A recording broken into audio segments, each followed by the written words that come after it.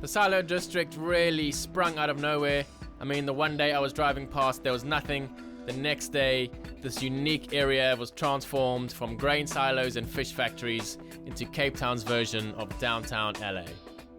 Fitting in with the simple elegance of tonight's surroundings, my menu for Philip Eltoff, the haute couture dress designer, is starting with a salad of compressed cucumber, topped with char-grilled octopus and adobo mayonnaise, going into open-fire cooked chicken with a cooling fennel and cauliflower coleslaw, finishing off with my favorite slow-baked cheesecake and caramelized popcorn.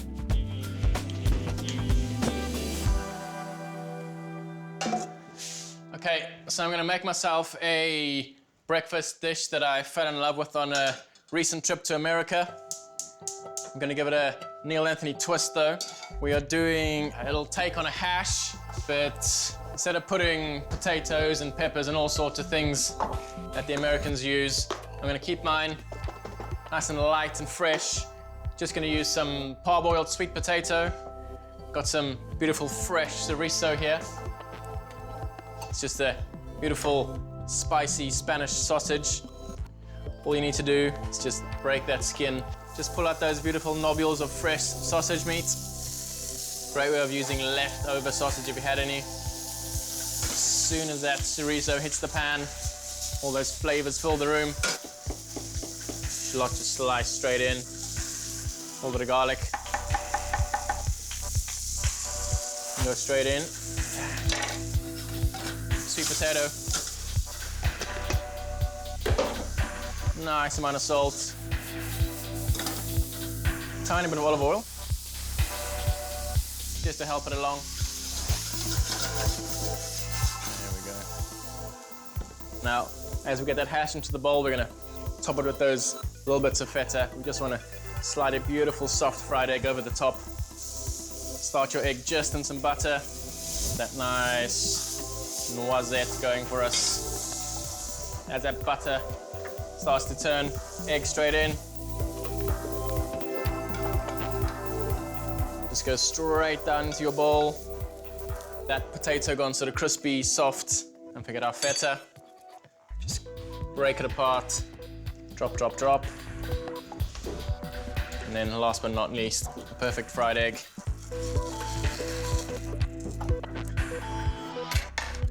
Not forgetting these beautiful pan juices that you get. May not be endorsed by the Heart Foundation this breakfast, but nothing wrong with treating yourself to a little hash every now and then.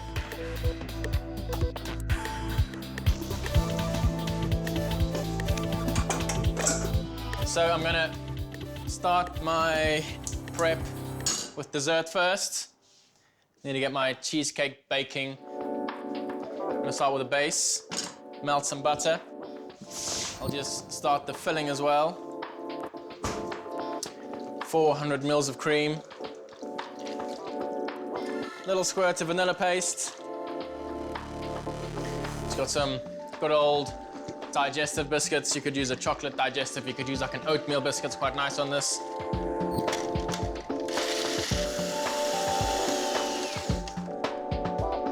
And then you can just pop that melted butter through. Final little whiz.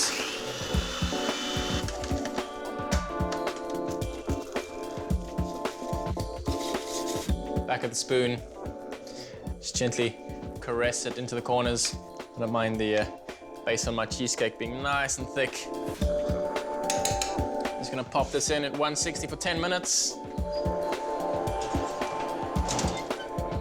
Goes in. Filling for the cheesecake, egg yolks, cream cheese, cream, sugar.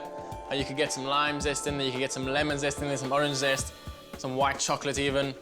Just want this to be pure cream cheese flavor. Cheesecake flavored cheesecake, can you believe it? Egg yolk straight in. 75 grams. Caster sugar into your egg yolks.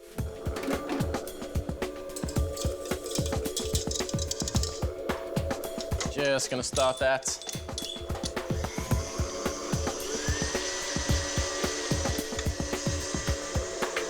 You don't want that cream too hot when it hits those egg yolks. Just temper it slightly.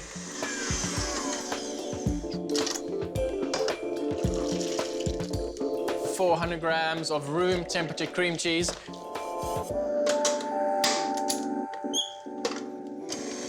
Start it off nice and slow. Just gradually increase the speed. While that mixes, start slowly forming our caramel here. Some more caster sugar. A little bit of salt into this caramel as well. Now, passing it's purely a precautionary measure. Any bits of sort of semi-cooked egg, we don't want that in there.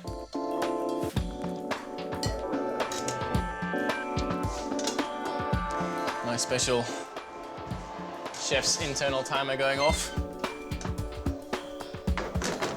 We just want to ladle that cheesecake straight in. Just pop that into the middle of your oven so you have all that heat circulating around it. We'll pull it out when it's done. We'll have a nice, gentle but firm wobble. Caramel's coming along nicely. Just grab yourself one of these non-stick mats. All I've got here is just some popcorn. Turn that caramel off. Of course, loads for later. Stir that popcorn around the caramel.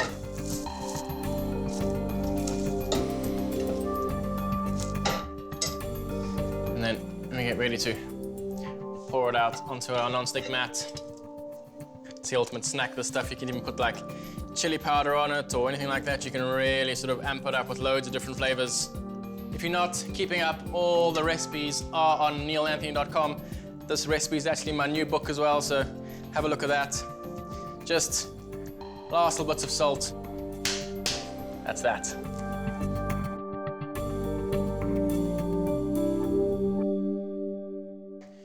Got some beautiful fresh octopus here. Amazing creatures, these. Problem is, it's extremely tough. So the best way to cook these actual beauties of the ocean is to pop them into a pressure cooker. Nice amount of garlic in there. A couple of chilies. Give them a bash. Nice amount of salt in there. Just hot water. You want to cover that octopus. Pop it onto heat. We're gonna cook that octopus for about an hour and a half. Super simple garnish with the octopus. Just peel some large cucumbers. Then we're gonna cut them up into sort of little dice / squares. Season them with a little bit of salt, a little bit of sugar. Pop them into a backpack bag. Compress all that flavor into them. Might add a tiny bit of olive oil as well. It'll give us a beautiful sort of cucumber vinaigrette just to dress that plate with.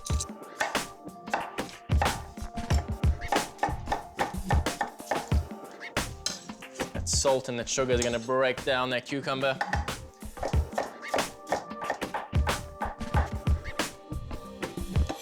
Nice amount of salt on that cucumber. Nice amount of sugar as well.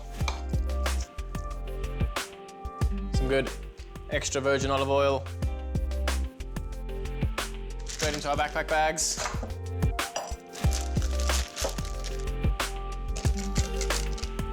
You can see the cucumber is already starting to release its moisture. Perfect vinaigrette for that dish. Now, of course, if you don't have a backpack machine, just lay these nice and flat on a tray, tightly cling film, pop them in your fridge overnight.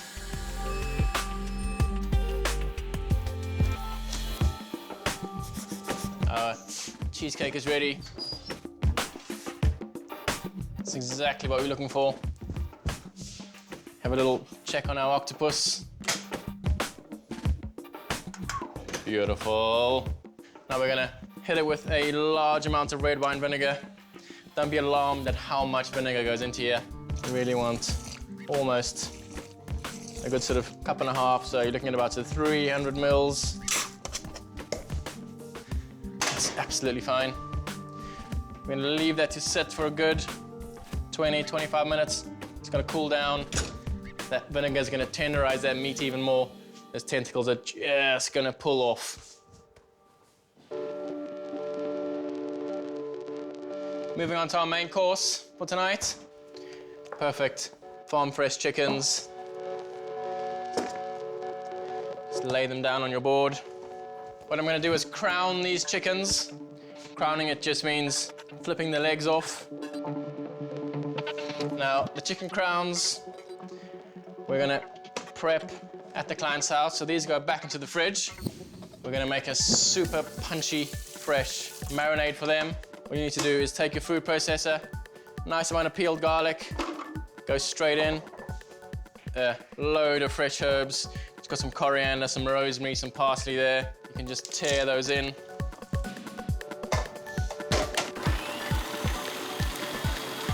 Nice amount of salt in there.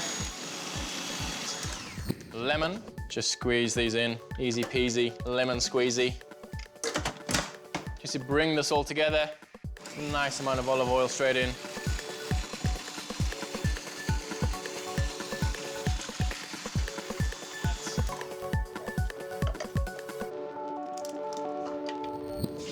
So all we need to do is backpack our chicken legs, finish off our octopus, and we're ready to go.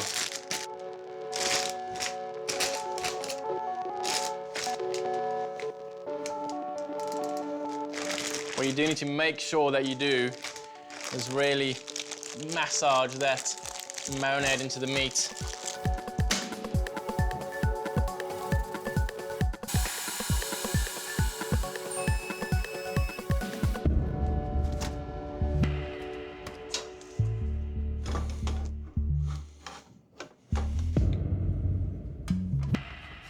Smacks of the ocean, smacks of flavor.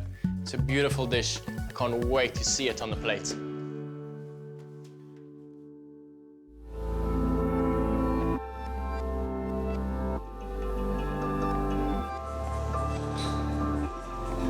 Can I have a takeaway, please, mate? Sure. Thanks, my man. We are perfectly sandwiched between Table Mountain, the waterfront, and the shipping docks in Cape Town's cool new district, the Silo district. It's got high-end apartments, cool coffee shops, amazing restaurants, anything you can imagine. The new Silo apartment blocks are the ultimate in luxury living. Philip's garden apartment looks directly out onto the Silo Hotel and Zeitz Museum of Contemporary African Art. It's my first time cooking in their brand new kitchen, so I hope to make it a very special event. Wow, what a place to cook. Before I do any cooking outside, with that beautiful view of the waterfront, a little bit of the stadium, that crazy cool Silo Hotel, I'm gonna do a few things here in the kitchen. I'm gonna start off by getting my chicken into the water bath. Got those chicken legs that are beautifully marinated. They go straight in. 1, 2. Our chicken crowns go straight in. No marinade on them. Want that pure chicken flavor on that chicken breast. I'm looking at about 2 to 2.5 hours. I've got my compressed cucumber here. As you can see, all the water has come out the cucumber. Lost a little bit of its shape as well, but that's all good. Great technique. This makes them quite rubbery, quite spongy. Still maintains that crunch. I want to get loads of flavor in there as well. Olive oil, good amount of salt. Nice bit of heat with a red chili. Lemon zest. Classic flavors with fish here. Nice bit of mint. Beautiful sweetness and freshness from this. Touch more olive oil. Nicely shake around. Now, this needs some fresh coriander. Always keep your herbs in the fridge, covered with a little wet paper towel. Just keeps them super fresh. Stalks, leaves, the lot.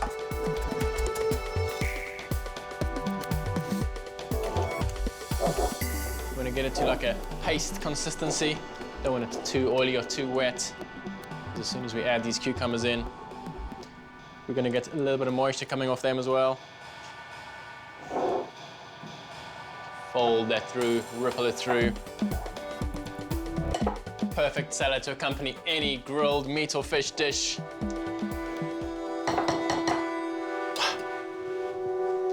It is. Now, my beautiful slaw for that grilled chicken main. All I'm gonna do is mix some creme fraiche, juice of a lemon.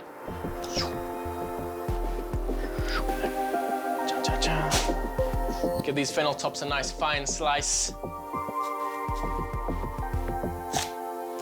Now the fennel bulb. Essential tools, one of these mandolins. Gives us perfect slices every time. Just taking my cauliflower heads, cut them into 4. Salads are done. All we need to do, grill the chicken for the main course. Gonna get to hang outside, check out that cool view, take in all Cape Town's got to offer.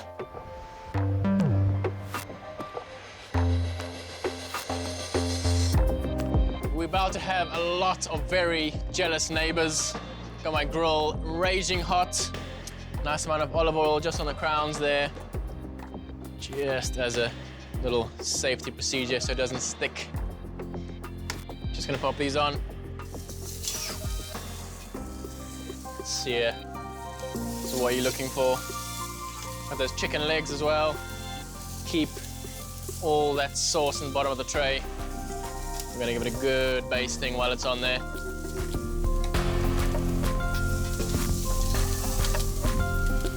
Now remember, the protein's already cooked. Water bath has done its job. All we want to do now, develop that nice char, that caramelization. Can't help but feel creative and inspired. Cooking in the shadow of this beautiful building. Old, refurbished, grain silos. What a marvel. Turn those chicken crowns over, basting every single time you turn. Great aromas of lemon, garlic, olive oil, as soon as it hits that flame.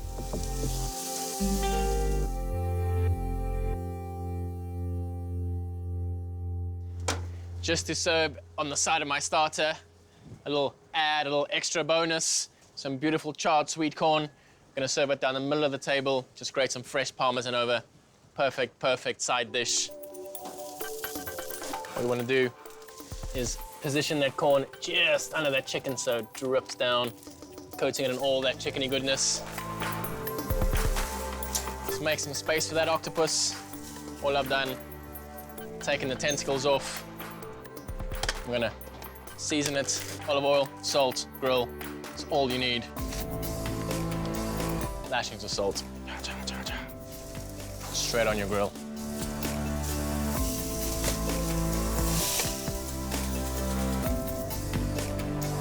Beautiful food, beautiful people, beautiful Cape Town. What more do you want?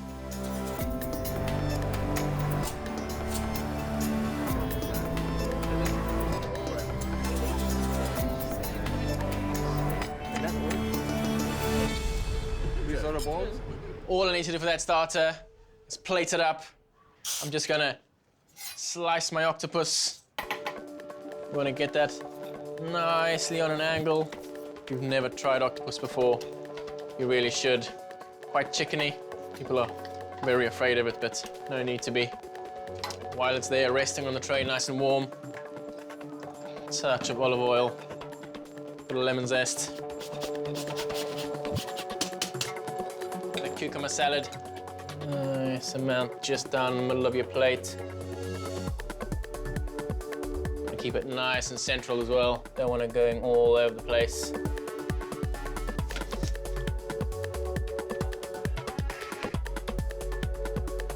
Brings a real earthiness to the dish. You almost want to hide that octopus in a little forest of cress. Last but not least, a little bit of sheen. Pile that sweet corn nice and high. Some fresh parmesan over.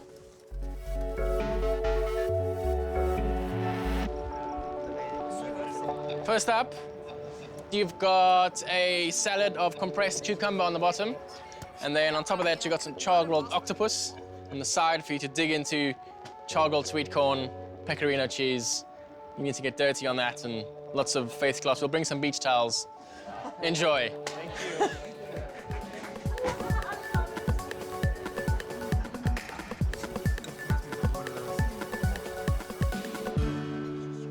So all I've done, cut the drumstick and thigh in half, taken those breasts off that crown. They're gonna rest nicely there, staying nice and warm. Mixed the cauliflower and the fennel together with that beautiful fennel top scented creme fraiche. That goes down in the middle of your bowl. All I've done here, mixed a couple more fennel tops, touch of lemon juice, olive oil, forms a beautiful vinaigrette, just to dress that coleslaw. Let's take our chicken breast. Nice char on the outside, pop that just off center so we can make room for that drumstick or that thigh. The perfect dish for a beautiful evening.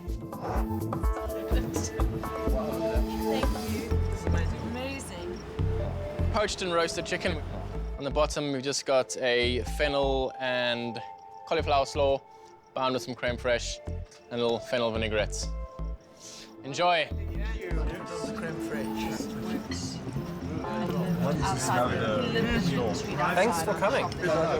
So the next invitation will probably just be like, bring and dry your own lamb chops or something like that. Thank you. Cheers. Having us. Yeah. Again. Cheers. So all I've done is taken a nice hot knife, portioned that cheesecake.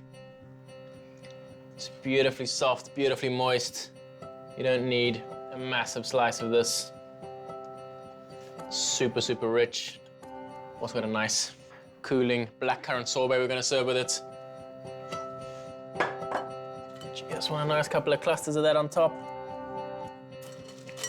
You can always save some of this to serve on the side. People love tucking into it. Blackcurrant sorbet.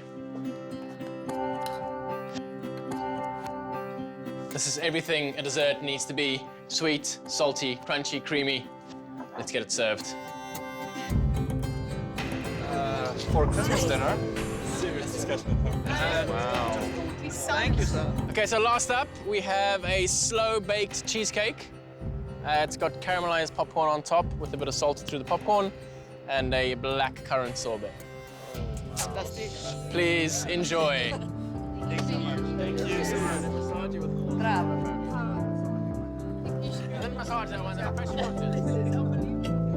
Wow, what an evening. Clean plates, happy hearts. That's what it's all about.